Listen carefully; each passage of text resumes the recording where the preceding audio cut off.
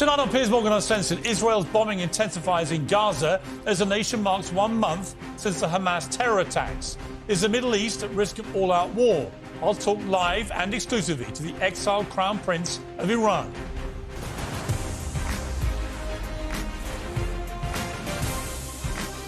Live from the News Building in London, this is Piers Morgan Uncensored. Good evening from London. Welcome to Piers Morgan Uncensored. Today marks 1 month since Hamas terrorists invaded Israel and butchered more than 1,400 people. Now, October the 7th is destined to become a date we never forget. Like 9/11, its morbid memories will echo through history. But as Israelis today look back in anger and in grief, the rest of the world's beginning to contemplate what else that date will come to represent. Will it plunge the Middle East into a deadly, wider crisis? Will the simmering racial resentment cause bitterness and bloodshed across the world? Will it nail the coffin of a two-state solution? Prime Minister Benjamin Netanyahu has given his first answer to the big question of what happens to Gaza when the war is over. And frankly, it's a major cause of concern. Israel will, for an indefinite period, will have the overall security responsibility. This means Netanyahu plans to effectively occupy Gaza completely for an indefinite period, long after the bombing and bloodshed is done. That, to me, is a massive error of judgment. Hamas says more than 10,000 Palestinians are already dead since October the 7th. That's 10,000 grieving families who will blame Israel and Netanyahu for destroying their lives. And as the bombing intensifies, their fury and malice will surely spread. There will be no safe or fair way for the Palestinian people to live under an Israeli heel. No path to peace. Netanyahu must surely know this. Last night I asked the Israeli President, Isaac Herzog, if Netanyahu himself is now a barrier to peace. He gave a diplomatic answer that was, I would say, far from a ringing endorsement. The day after the war will come where all these issues will be discussed. We are a vibrant democracy. We don't shy away from anything. But right now, we're all united. We're all united in one goal. We must return the hostages back. We must overcome and prevail against our enemies.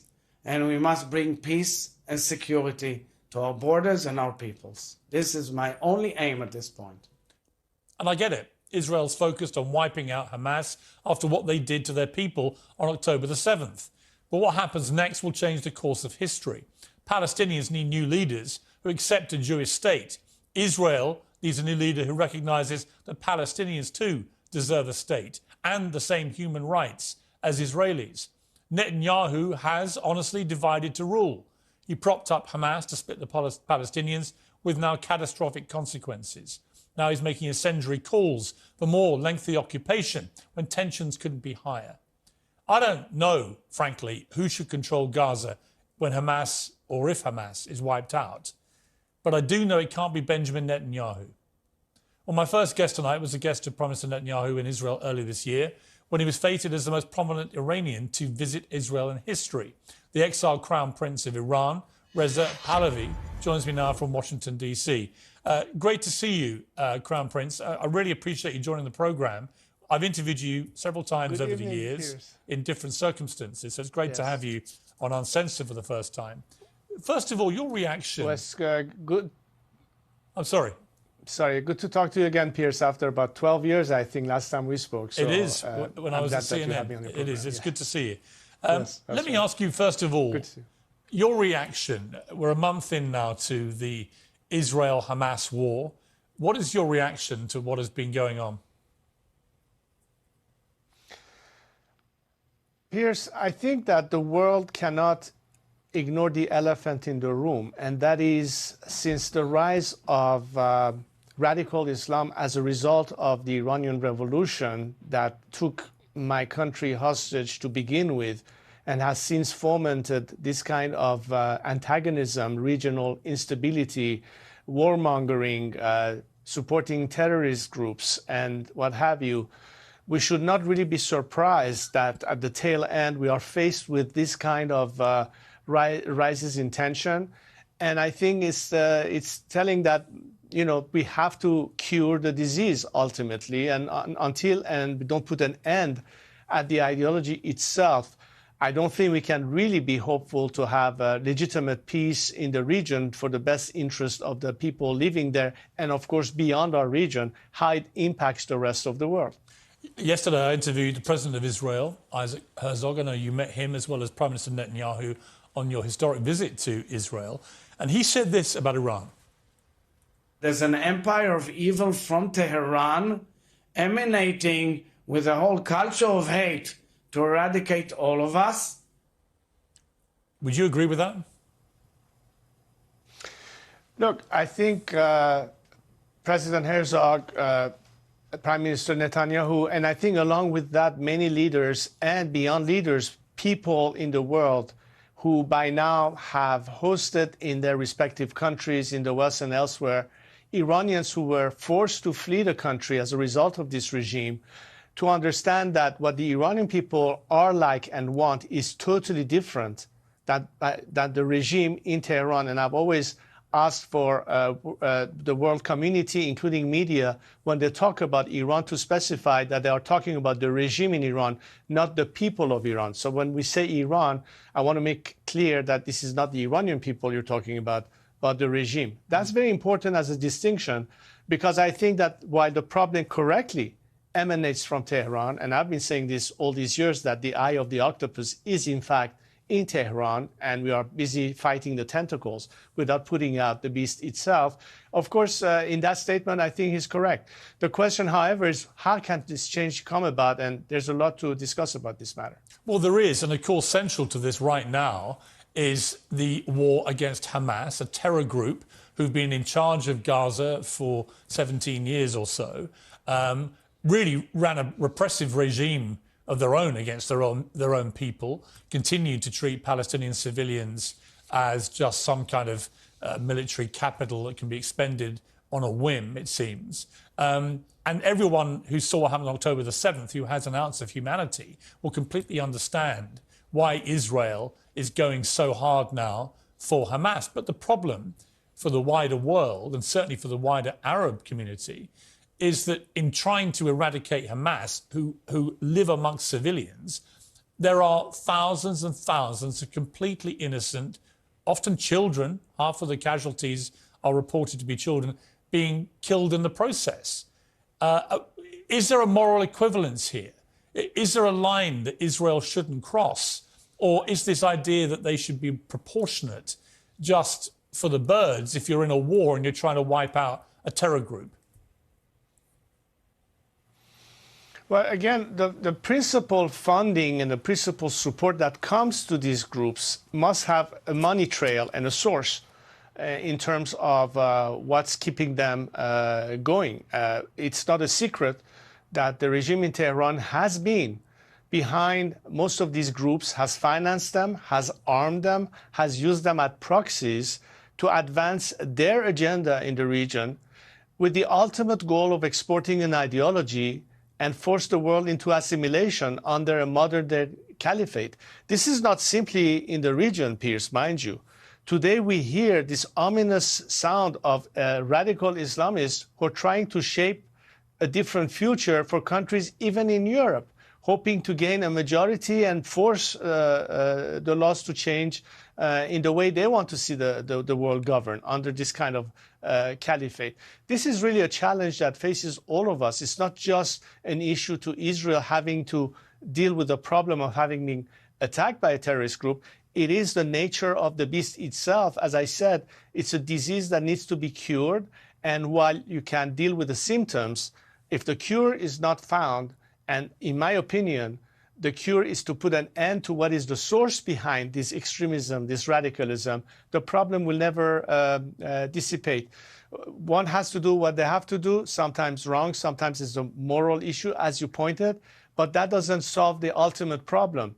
I believe that the sooner we solve the root cause of the problem, all of these issues will ultimately find a way to find a proper resolution with every interest of humanitarian and liberties of all people, Israelis, Palestinians, Arabs, Iranians, and the whole world. We have to work together with the problem and not, kick the can down the road and hope that by miracle the problem is going to dissipate. It's not going to. Do you have any doubt that Iran was behind what happened on October the 7th in terms of the scale of it, in terms of the quantity of firepower that they took over the border? I mean, does it look to you like an Iran-sponsored operation? Well, I think that hours after the attack, there were already some Palestinian banners that were hanging on some public buildings in Tehran, and a short visit thereafter of Iran's officials with Hamas representatives.